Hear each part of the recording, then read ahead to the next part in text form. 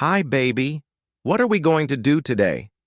Jolie Love is one of the most successful German porn stars. Especially men should know them. Many have already watched porn. According to their own data, 96% of men and 79% of women between 18 and 75 years old. Pornhub alone had 88 billion views in 2016. That means 12 views per person on this planet. I can guarantee you everyone watches it.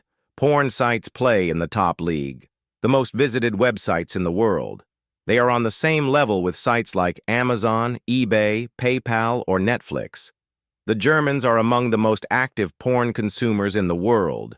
Still, only 38% of adults find it morally acceptable to watch porn. For me, it's just an addiction. It just makes you addicted and only depends on which life you really want to lead. From a feminist perspective, I would definitely say that pornography also contributes to the objectification of women. Everyone consumes eroticism in a certain way, but that's not the point.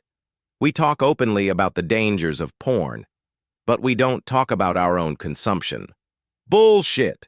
It's difficult for many people to talk about sex. To know that it's on the internet is even more difficult for some people to understand. There have never been as many porns as there are today. They have never been so diverse. The largest audience group in mainstream porn is still heterosexual men. Their fantasies still shape the content. What does that mean for the women in the industry? What does that mean for the women in the industry? A user wants me to make a 10-minute video for him. The message was from him. Hello, Julie. I would like to have a video of you wearing hot latex overknees. If you do it yourself with a dildo, strips for me. Dirty talk shouldn't be missing either. And a countdown at the end. How often do you get requests for such video requests? If I were to allow it, definitely my 5 videos a day. But I just can't do it. That's why I only accept them if I can do it on time.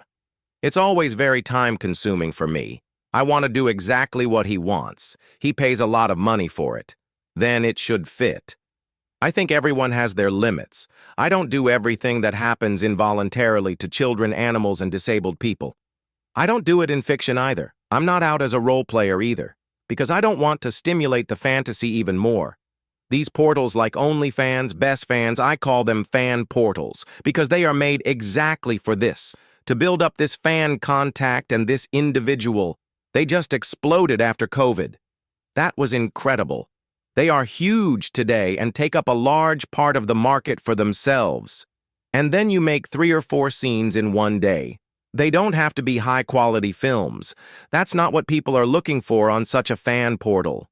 They don't want this 100% illuminated and perfectly made up. But what comes as realistically as possible to the private? Hi, Destin. I hope you like the outfit. There's something in your pants. I haven't unpacked them yet. Pornos are every day. Still, there is a clear idea of what pornography really is, even among insiders. That's a very difficult question. Oh God, the definition of pornography is such a thing. Explicit representation of sexuality or genitals. That's porn to me. Porn is just a genre to me, like horror or action. And with that, you satisfy a feeling. With porn, it just gets fucked up. What kind of words do you take in your mouth? I'm scared. In the first place, I would call pornography versatile, because it is now at least one category for everything and every preference. If I had to limit myself to one word, I would say, pornos are media staging of sex.